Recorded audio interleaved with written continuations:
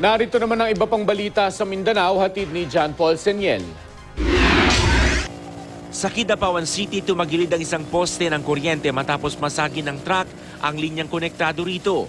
Kasunod ng pagtagilid ng poste, napahinto ang isang paparating na tricycle na nasalpok naman ang paparating ding motorsiklo.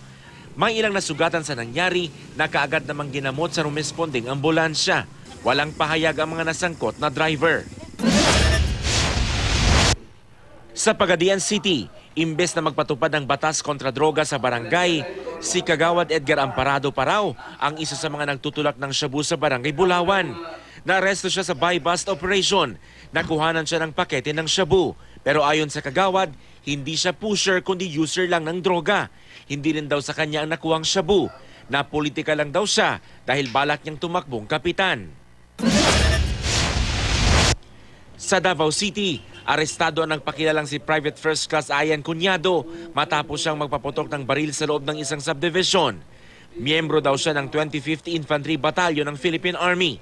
Nakuha sa kanyang isang 40mm pistol, mga magazine at bala.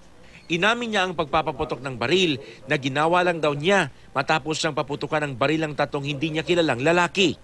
Iniimbestigahan na ang insidente at inaalam kung sundalo nga ang suspect. Yan ang mga balita sa Mindanao. John Paul Seniel reporting.